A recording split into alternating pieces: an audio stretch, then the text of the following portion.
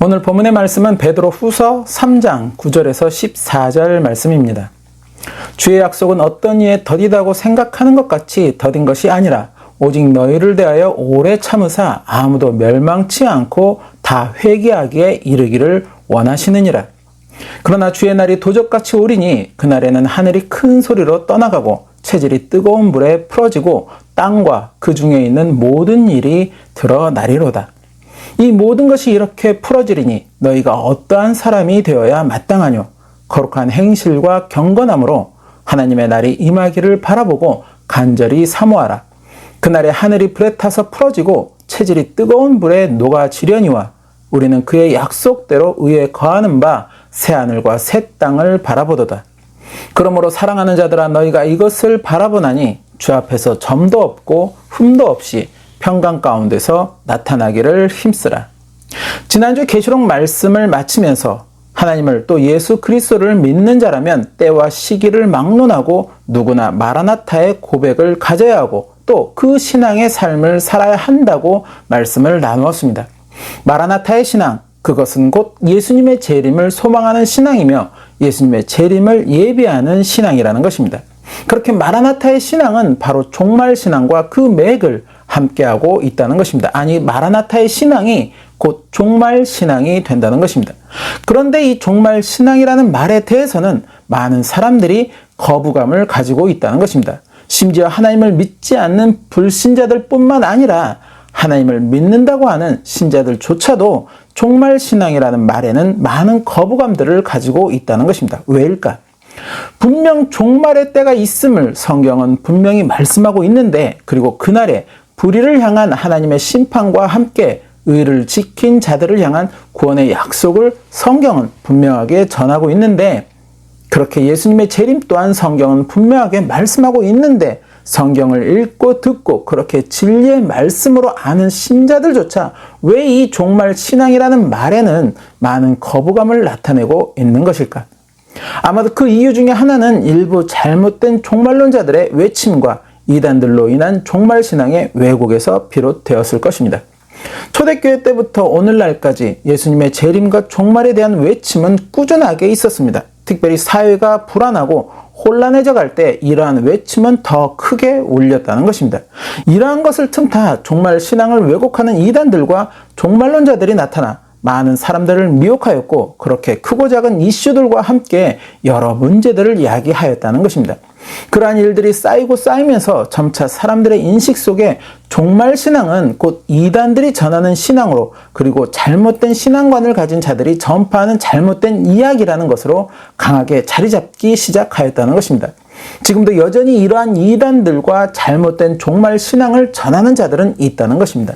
그래서 자신들이 계시록에 기록된 14만 4천이라고 주장하는 이단이 있는가 하면 또 자신들이 마지막 때 택함을 받은 두 증인이라고 주장하는 자들도 있으며, 여전히 주님의 재림과 성도의 들림에 대한 때와 시기를 이야기하는 자들도 있다는 것입니다. 심지어 자신이 재림 예수라고 또 자신이 하나님과 직통하는 하나님의 선지자라고 전하면서 사람들을 미혹하고 따르게 하며 그렇게 그들에게 온갖 불의한 일들을 저지르는 그러한 자들도 있다는 것입니다.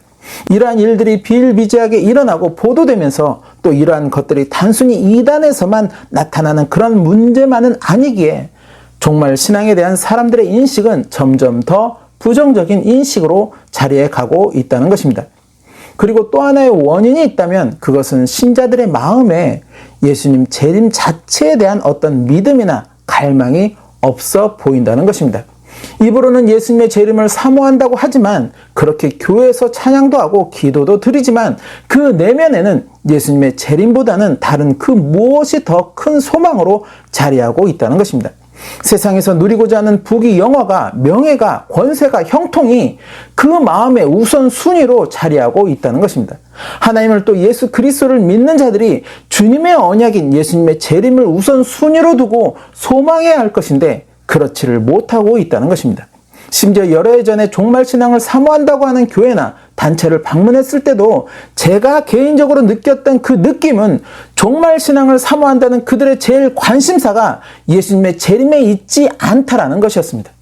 교회의 크고 작음에 상관없이 여전히 교회의 제일 관심은 건축에 있었고 어떻게 하면 자신들 교회에 사람들을 더 많이 모이게 할 수 있을까에만 관심들이 있다는 것을 많이 느끼게 되었다는 것입니다. 주님의 오심을 믿는다고 하지만 바란다고 하지만 내심은 아직 오셔서는 안 될 것 같은 그런 모습들을 보게 되었다는 것입니다. 그런데 분명한 것은 많은 이들이 종말 신앙에 관한 거부감을 가지고 있다고 하여도 종말 신앙은 참된 신앙이며 하나님을 또 예수 그리스도를 믿는 자라면 때와 시기와 관계없이 누구나가 가지고 있어야 하는 그 신앙이 된다는 것입니다. 아무리 잘못된 자들이 성경 말씀을 왜곡하고 종말 신앙을 왜곡한다고 해서 그래서 사람들의 인식에 성경 말씀에 또 종말 신앙에 부정적인 인식만 늘어간다고 하여서 성경 말씀이 비진리가 되는 것도 아니고 종말 신앙이 거짓된 신앙이 되는 것은 또 아니라는 것입니다. 그럼에도 불구하고 성경 말씀은 변함없는 진리의 말씀인 것이며 종말 신앙 또한 성경 말씀에 의한 참된 신앙이 된다는 것입니다. 그러기에 성경 말씀을 진리로 믿는 그리스도인들은 이 종말 신앙을 반드시 가져야 하고 또 지켜야 한다는 것입니다. 그것이 초대교회 시대이든 마지막 때를 살아가는 지금의 시대이든 관계없이 가져야 하고 또 지켜야 하는 그 신앙이 된다는 것입니다. 그렇다면 성경에 의거한 참다운 종말 신앙은 과연 어떠한 신앙인가? 오늘 본문의 말씀처럼 하나님의 날이 임하기를 바라보고 간절히 사모하는 신앙이며 주님의 약속대로 의에 거하는 신앙이라는 것입니다. 거룩한 행실과 경건함으로 무장하며 그렇게 주 앞에 점도 없고 흠도 없기를 힘쓰는 신앙이라는 것입니다. 그런 신앙의 삶이어야 그날의 새 하늘과 새 땅을 기쁨으로 바라볼 수 있게 된다는 것입니다. 두려움이 아닌 기쁨으로 주님 앞에 서는 내 모습이 될 수 있다는 것입니다. 바로 이러한 신앙의 모습, 이러한 신앙의 삶이 바로 종말 신앙이라는 것입니다. 그런데 이러한 신앙의 삶이 말처럼 그리 쉬운 것은 또한 아니라는 것입니다. 주 앞에 점도 흠도 없다는 것, 곧 말씀 앞에 아무런 흠이 없는 삶이라는 것이 결코 쉬운 삶은 아니기 때문입니다.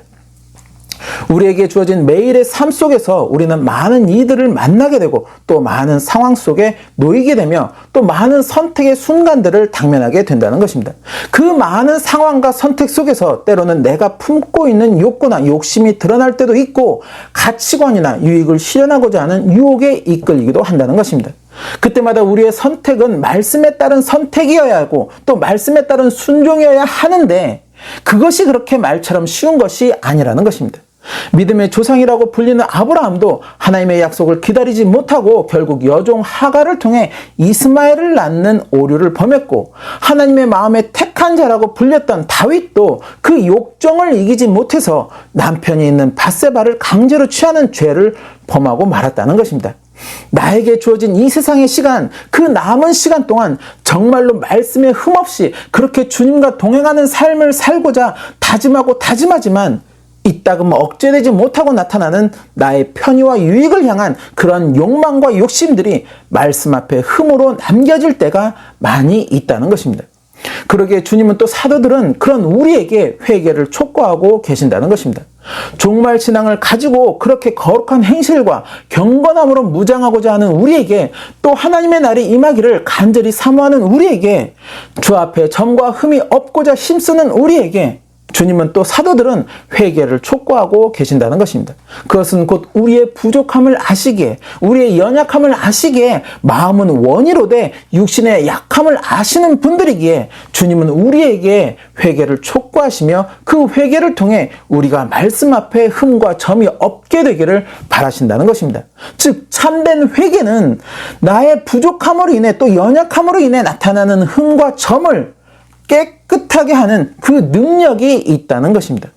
다윗이 밧세바를 취하고 그것을 숨기기 위해 자신의 충직한 장수 우리아를 죽음의 현장으로 내몰았던 것으로 인해 주님의 진노를 사게 되었지만 주님의 깨우침에 그는 철저하게 자신의 죄를 솔직하게 인정하였고 또 진정으로 회개하는 모습들을 보였다는 것입니다. 물론 이후로도 다윗은 자신의 뜻을 앞세운 일들로 인해 하나님의 진노를 받게 되지만 그때마다 다윗은 그 앞에 철저하게 회개하는 모습을 보였고 하나님의 말씀이라면 자신의 뜻을 다 내려놓고 순종하는 그러한 모습들을 보였다는 것입니다.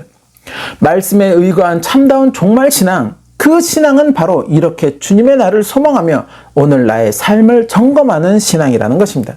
과연 나는 주님 앞에 서기에 합당한 믿음의 모습을 하고 있는지, 신앙의 삶을 살아가고 있는지, 주님의 말씀을 내 삶에서 실천하며 살아가고 있는지, 그렇게 나에게 말씀의 흠과 점도 없도록 그렇게 힘쓰고 있는지, 철저하게 말씀으로 나 자신을 바라보며 잘못된 것은 솔직하게 인정하고 회개하며 그렇게 말씀 앞에 정결하기를 힘쓰는 그 신앙이 바로 종말 신앙이라는 것입니다. 그러기에 종말 신앙은 때와 시기를 막론하고 하나님을 또 예수 그리스도를 믿는 모든 이들이 가져야 하는 그 신앙이고 또 지켜야 하는 참된 신앙이라는 것입니다. 이 신앙을 왜곡하여 전파하고 그렇게 사람들을 미혹하여서 자신들의 유익을 취하는 자들은 그에 합당한 심판이 분명하게 있을 것을 성경은 또한 말씀하고 있다는 것입니다. 마태복음 7장 15절에서 19절 말씀. 거짓 선지자들을 삼가라. 양의 옷을 입고 너희에게 나오나 속에는 노략질하는 일이라. 그의 열매로 그들을 알지니 가시나무에서 포도를 또는 엉겅퀴에서 무화과를 따겠느냐. 이와 같이 좋은 나무마다 아름다운 열매를 맺고 못된 나무가 나쁜 열매를 맺나니 좋은 나무가 나쁜 열매를 맺을 수 없고 못된 나무가 아름다운 열매를 맺을 수 없느니라. 아름다운 열매를 맺지 아니하는 나무마다 찍혀 불에 던지우느니라. 계시록 19장 20절에서 21절 말씀. 짐승이 잡히고 그 앞에서 이적을 행하던 거짓 선지자도 함께 잡혔으니 이는 짐승의 표를 받고 그의 우상에게 경배하던 자들을 이적으로 미혹하던 자라. 이 둘이 산채로 유황불 붙는 못에 던지우고 그 나머지 말 탄 자의 입으로 나오는 검의 죽음에 모든 새가 그 고기로 배불리 우더라. 그리고 그 심판이 말씀을 왜곡하여 전파하는 잘못된 자들에게만 주어지는 것이 아니기에 그 왜곡된 진리에 미혹되어 따르는 자들에게도 향하고 있기에 그러기에 자신이 혹시 그 왜곡된 신앙 가운데 있지는 않은지 그 신앙의 열매를 보고 또 말씀으로 늘 점검하며 만일 왜곡된 신앙에 내가 있었다면 회개하고 과감하게 벗어날 수 있어야 한다는 것입니다. 그래야 그 심판에 내가 참여하지 않을 수 있다는 것입니다. 그리스도인들이 가져야 하고 또 지켜야 하는 참다운 종말신앙. 그 신앙의 삶은 바로 그날을 예비하며 깨어있는 믿음의 삶인 것입니다. 그렇게 오늘도 나에게 주어진 시간에 또 최선을 다해서 힘쓰는 삶이라는 것입니다. 내가 주님 앞에 서는 그날까지 반드시 지켜야 하는 신앙이며 그 삶이라는 것입니다. 그렇게 이 신앙의 삶으로 나아갈 때 우리는 구원의 길로 나아갈 수 있는 것이며 그날에 주님이 예비하신 상급을 누릴 수 있게 된다는 것입니다. 한국에 머무는 동안 현지에서 활동하고 계시는 선교사님과 목사님을 만나게 되었습니다. 선교 현지에 어려운 교회들을 찾아다니며 말씀을 전하고 또 필요한 도움을 제공하셨던 선교사님은 현재 일어나는 많은 일들을 보고 체험하면서 이제는 선교 방향을 전환할 때인 것 같다고 말씀을 하셨습니다. 은혜 복음도 좋고 필요한 도움을 제공하는 것도 좋지만 이제는 현지 교회 성도들이 말씀에 깨어 있을 수 있게 또 그날을 예비할 수 있게 하는 그런 선교가 되어야 할 것 같다고 말씀을 남기셨습니다. 또 미국과 캐나다 그리고 일본 등지를 다니시면서 말씀을 전하시는 목사님도 자신이 실제로 체험하고 본 것을 저에게 말씀하시면서 이제는 때가 얼마 남지 않았다는 것을 느끼게 된다고 전하셨습니다. 그래서 이제는 더 기도에 전념하게 된다고도 또한 말씀을 하셨습니다.